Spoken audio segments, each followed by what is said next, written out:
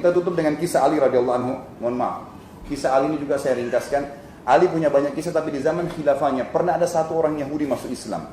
Ikhwah sekalian, orang yang paling susah masuk Islam Yahudi. Susah sekali. Apa kata Nabi SAW dalam hadis Bukhari? Kalau seandainya ada 12 orang saja Yahudi di zaman beliau masuk Islam, beriman di tangan saya, kata Nabi SAW, semua Yahudi masuk Islam. Susahnya. Jadi zaman Nabi cuma 5-6 orang saja yang masuk Islam dari orang Yahudi. Ada beberapa orang. Di zaman Ali jadi khalifah, beliau pernah jalan-jalan satu waktu di pemukiman Yahudi, lewat di satu rumah, sendirian, tidak ada yang awal nih. Kemudian dilihat ada baju lagi dijemur, ternyata ada baju perang lagi dijemur. Ali lihat, kayaknya baju perang saya nih, kata Ali. Diketuk, pemilik rumah itu ditanya, hai Yahudi, untuk keluar dia. Ini di depan baju perangnya siapa? Kata Yahudi, Amir Mu'minin. Anda tahu tuh di rumah saya berarti punya saya.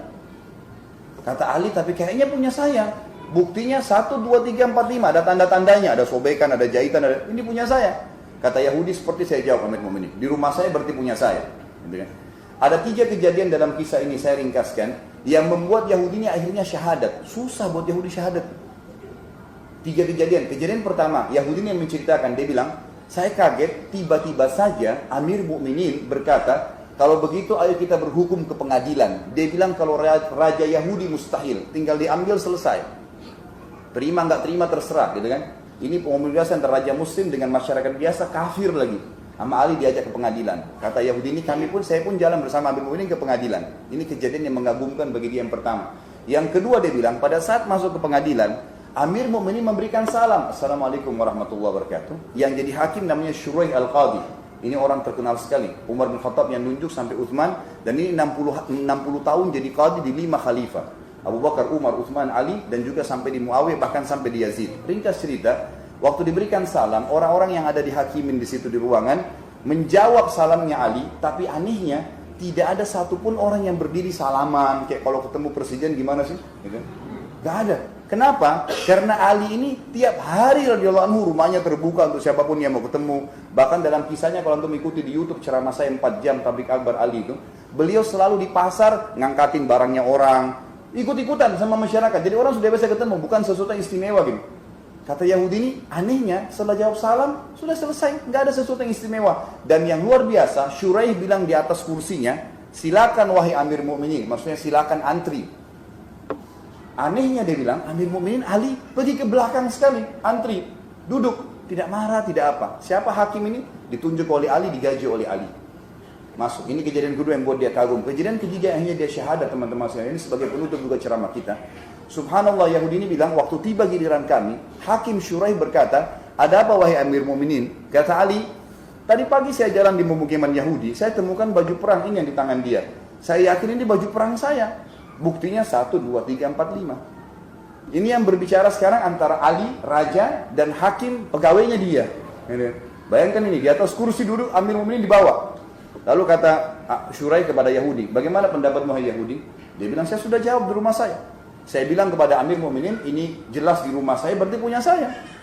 Ali balik, ditanya lagi Ali oleh Shuraih, wah Amir Mu'minin, Anda punya saksi enggak? Kata Ali, yang paling kenal baju ini cuma 3 orang, Hasan, Husain, anak saya dan Fatimah istrinya. Gitu kan? Apa kata Shuraih? Ini pegawai sedang dialog sama atasannya nih, yang gaji dia. Kata dia apa? Wahai Amir Mu'minin, Anda tahu dalam Islam, anak nggak boleh jadi saksi untuk orang tua nggak boleh saksi buat anak. Nggak bisa diterima, pasti saling bela. Tinggal istri Anda. Dan Anda tahu dalam Islam saksi minimal 2 orang laki-laki terpercaya. Kalau tidak ada 1 laki-laki diganti berapa perempuan? 2, berarti harus ada 4 perempuan. Ali punya 1 Fatimah. Apa kata Shuraih? Apakah Anda punya 3 wanita yang lain? Kata Ali, enggak ada. Kata si Yahudi yang membuat dia masuk Islam ini yang ketiga, saya kaget atas keputusan Shuraih Qadhi. Dia bilang apa? Kalau begitu wahai Amir Mu'minin, dengan tegas dan jelas saya putuskan baju perang itu punya Yahudi. Pengadilan Islam, raja Islam, ini hakim ditunjuk oleh raja Islam. Dikasih Yahudi yang kafir tuh, karena enggak ada saksi. Kata Ali, baiklah kalau begitu. Shuraih tutup dengan kafaratul majlis, turun dari mejanya, baru salaman sama Ali, keluar sama-sama dari masjid, dari pengadilan. Yahudi ini duduk melongo-longo nih. Dia balik ke sana, dia bilang, sebentar Amir Mu'minin, sebentar wahai Shuraih, wahai hakim, sudah selesai pengadilan? Kata Ali, sudah. Kata Shuraih, sudah. Lalu Ali bilang, walaupun saya yakin itu baju perang saya. Kalau ketemu antara Ali sama Yahudi, siapa yang jujur? Pastilah Ali. Gitu kan? Tidak mungkin. Kata Ali, walaupun saya yakin itu, tapi saya tidak punya saksi. Dan agama kami mengajarkan harus ada saksi. Dia ulangi lagi Yahudi ini, apakah baju perang ini sekarang jadi punya saya? Kata Ali, iya. Kata si Syuraih, iya. Gitu kan? Sudah selesai, jadi punya kamu. Tiba-tiba Yahudi ini berdiri mengatakan, wahai Amir Mu'minin, asyhadu an la ilaha illallah wa anna Muhammad Rasulullah. Ali heran, Ali tanya, kenapa kau masuk Islam? Karena aneh kalau Yahudi masuk Islam, gitu kan? Maka dia bilang, wahai Amir Mu'minin, demi Allah, baju perang ini punya anda yang saya curi 2 hari lalu. Tapi saya masuk Islam justru karena kebenaran agama kalian. Bayangkan, gara-gara keyakinannya Ali tentang kebenaran agama ini, dia mau korbankan. Allah buktikan kebenaran sampai orang lain dapat hidayah. Sebagai kata penutup, ikhwah akhwat sekalian, anda tinggal yakin, percaya lisan saya ya, anda tinggal yakin agama yang kita anut paling benar, Allah benar ada, tidak ada sekutu baginya, Muhammad SAW adalah Nabi utusan terakhir, tidak perlu ikuti Nabi yang lain. Meninggal dalam keyakinan ini, ikhwah akhwat sekalian, demi Allah masuk surga.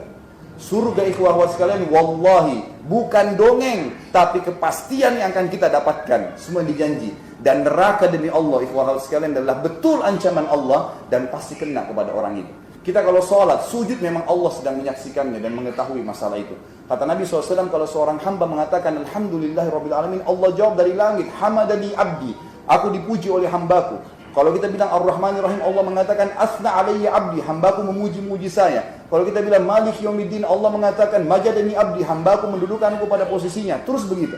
Semua itu benar, ya. Tidak ada yang salah. Semua orang yang beriman akan masuk surga, semua yang salah akan masuk neraka. Maka pertahankan, wala tamutunna illa wa antum muslimun. Jangan meninggal dalam keadaan Islam. Subhanakallahumma bihamdika asyhadu an la ilaha illa anta astaghfiruka wa atubu ilaik. Wassalamualaikum warahmatullahi wabarakatuh.